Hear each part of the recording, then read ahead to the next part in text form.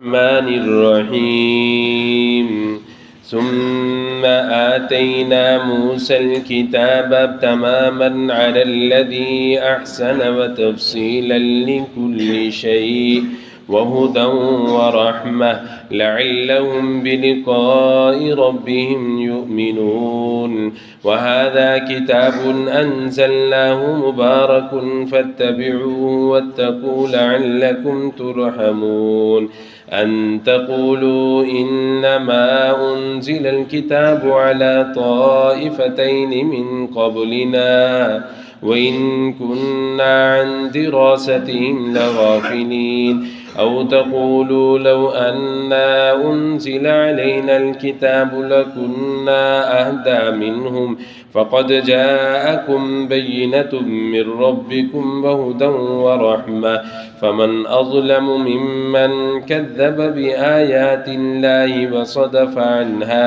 سنجزي الذين يصدفون عن آياتنا سوء العذاب بما كانوا يصدفون۔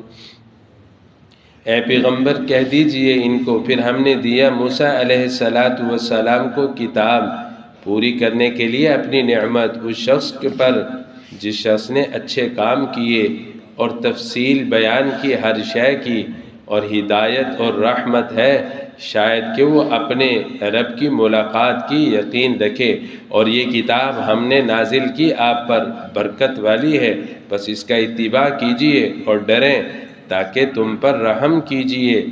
کبھی تم لوگ یوں کہنے لگو کہ کتاب تو صرف ہم سے پہلے 2 گروہوں پر اتاری گئی، ہم تو پڑھنے پڑھانے سے البتہ غافل تھے، یا یوں کہتے کہ اگر ہم پر کوئی کتاب اترتی تو ہم ان سے زیادہ ہدایت یافتہ ہوتے، بس تحقیق کہ آ گئی تمہارے پاس دلیل تمہارے رب کی جانب سے ہدایت اور رحمت ہے، بس کون زیادہ ظالم ہے اس شخص سے جو جھٹلائے اللہ کی آیات کو اور اعراض کرے اس سے۔ ان قریب ہم سزا دیں گے ان لوگوں کو جو اعراض کرتے ہیں ہماری آیات سے، برا عذاب بوجہ اس کے کہ وہ انکار کرتے تھے۔ سامعین کرام، اللہ سبحانہ وتعالی کے فضل و کرم سے سورۃ الانعام کی آیت نمبر 154 سے 157 تک کی تلاوت ترجمہ آپ حضرات نے سماعت فرمایا۔ مسلسل کئی رکوعات سے اللہ تبارک و تعالی نے شرک کی تردید فرمائی اور اسی طرح رسومات اور بدعات سے بچنے کی تلقین فرمائی، ساتھ ساتھ ارشاد فرمایا 10 کام اللہ تعالی نے کرنے کا حکم دیا کہ ارشاد فرمایا یہ 10 کام میں تمہیں ایسے دے رہا ہوں، کبھی شرک نہ کرنا اور اسی طرح ماں باپ کی فرما برداری کرنا، یہ تفصیل کے ساتھ اللہ تعالی نے بیان فرمائے۔ اس سے قبل ارشاد فرمایا قل تعالو، دیکھو تو صحیح حالات آ جاؤ، میں تمہیں تلاوت کر کر کے سناؤں، حلت اور حرمت کے احکامات بتلاؤں۔ فرمایا ثم آتینا کا تعلق انہی آیات کے ساتھ ہے، ہم نے یہ جتنی باتیں بتلائی تھیں یہ ساری کی ساری تورات میں بھی ذکر فرمائی، اسے ہی ذکر فرمایا ثم آتینا، ہم نے دیا موسیٰ علیہ السلام کو کتاب۔ یہ کیا تھی؟ فرمایا تماماً علی الذی احسن، اپنی نعمت کو پورا کرنے کے لیے اس شخص پر جس نے اچھے اعمال کیے۔ الذی سے ایک روایت کے مطابق سیدنا موسیٰ علیہ السلام ہے، دوسری روایت کے مطابق فرمایا جس شخص نے تورات پڑھی ایمان لایا وہ سارے کے سارے الذی احسن میں شامل ہیں، وتفصیلا لکل شیء، اس میں اللہ تعالی نے ہر شے کی تفصیل بیان فرمائی۔ ارشاد فرمایا قواعد کے اعتبار سے، اصول کے اعتبار سے دیکھنا ہو تو تورات کو دیکھ لیجئے، یہ ایسی ہے لکل شیء، ہر شے کی تفصیل میں اللہ نے بیان فرما دی۔ اسی طرح انسان جس کی سمجھنے سے عقل قاصر ہے جیسے ثواب عذاب، جنت جہنم، جائز ناجائز، یہ ساری کی ساری چیزیں فرمایا میں نے تورات میں ذکر کر دی ہے۔ کہا انسان سوچ نہیں سکتا اچھے عمل پر ثواب کتنا ملنے والا ہے، برے عمل پر سزا کتنے ملنے والی ہے، یہ اس کے علم میں نہیں۔ اگر اسے اندازہ ہو جائے لمحہ کے لیے بھی اللہ کی نافرمانی نہ کرے کہ میرا اللہ تو اتنا ناراض ہو جائے گا۔ ایک صرف جھوٹ ہی کو دیکھ لیجئے، فرمایا جو لوگ جھوٹ بولتے ہیں، آقا نے ارشاد فرمایا نورانی مخلوق، رحمت کے فرشتے جو انسان کی خدمت میں لگے ہوئے ہوتے ہیں، اس جھوٹ والی لعنت کی وجہ سے اس سے ایک میل دور تک چلے جاتے ہیں۔ کہتے ہو اللہ کے بندے تو نے جھوٹ بولا، تیرے منہ سے بدبو آ رہی ہے، اور جہاں بدبو آتی ہے وہاں نورانی مخلوق رحمت کے فرشتے نہیں جاتے۔ ارشاد فرمایا یہ کتاب سیدنا موسیٰ علیہ السلام کو ہم نے جو عطا فرمائی تورات، ہدایت بھی ہے رحمت بھی ہے۔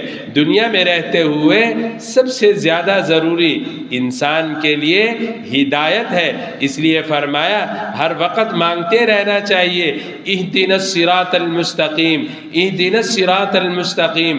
توحید کا پابند بنا دے، اچھے اعمال پر ہمیں لگنے والا بنا دے، برائیوں سے بچنے والا بنا دے۔ فرمایا اسے کہا جاتا ہے اہدنا الصراط المستقیم۔ پھر فرمایا یہ کتاب ہدایت اور رحمت ہے۔ رحمت کسے کہا جاتا ہے؟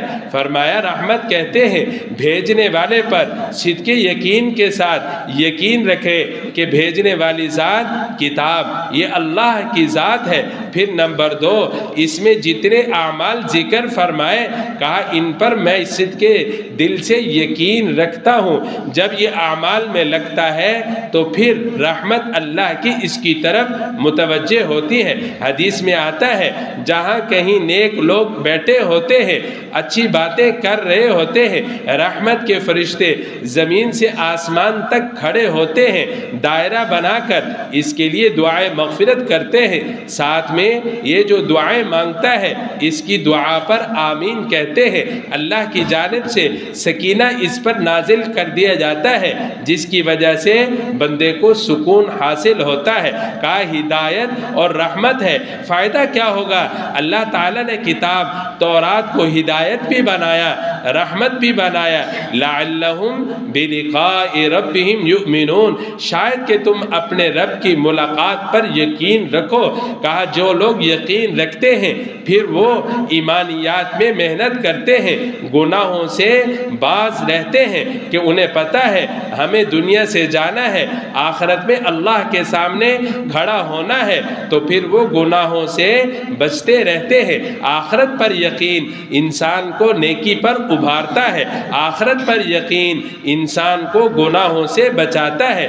یہی تو صفات ذکر فرمائی وَبِالْآخِرَةِ هُمْ يُوقِنُونَ، یہ آخرت پر یقین رکھتے ہیں، اس وجہ سے بن دیکھے انہیں تو پتہ ہے ہی نہیں۔ یؤمنون بالغیب، قبر ہے، حشر ہے، حالات ہے، قرآن نے بیان فرمایا، احادیث میں بڑی تفصیل کے ساتھ ذکر کر دیا گیا۔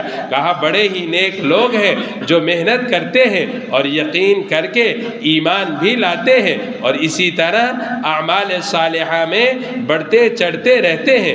دوسرے نمبر پر قرآن کریم کا ذکر فرمایا ھذا کتاب انزلناہ، یہ بڑی ہی مقدس کتاب ہے جو میں اللہ نے تمہارے اوپر نازل فرما دی، مبارکن، یہ برکت والی ہے۔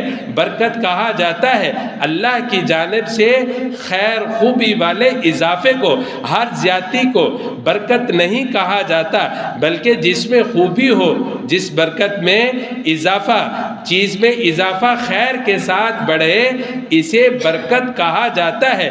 زیادتی تو ڈھیروں ڈھیر چیزوں میں پائی جاتی ہے، لیکن جس چیز میں خیر خوبی والی زیادتی ہو اسے برکت کہتے ہیں۔ اللہ فرماتے ہیں میں اللہ نے کتاب کو، کلام کو برکت والا بنا کر نازل فرمایا، یہ ایسی برکت والی کتاب ہے جو اس کے ساتھ جڑتا جائے، فرمایا آہستہ آہستہ یہ گناہوں کو چھوڑتا چلا جاتا ہے، وقت آتا ہے بالکل یہ گناہوں کو چھوڑ دیتا ہے۔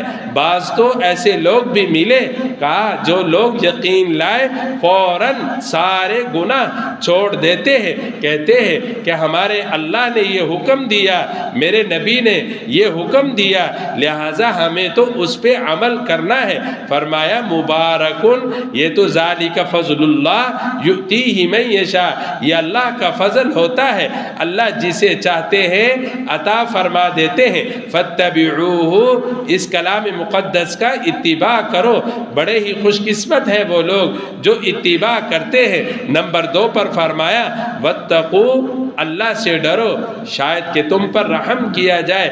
بعض لوگ امید کی وجہ سے، رحمت کی وجہ سے گناہ چھوڑ دیتے ہیں، بعض خوف کی وجہ سے گناہ چھوڑ دیتے ہیں، اس لیے جگہ جگہ ذکر کیا جاتا ہے میری رحمت سے مایوس بھی نہیں ہونا، اور اسی طرح میرے عذاب بھی ہیں، تکلیفیں بھی ہیں، ان سے بچنے کے لیے تم ایمان اور اچھے اعمال میں لگے رہو، تم پر رحم کر دیا جائے گا۔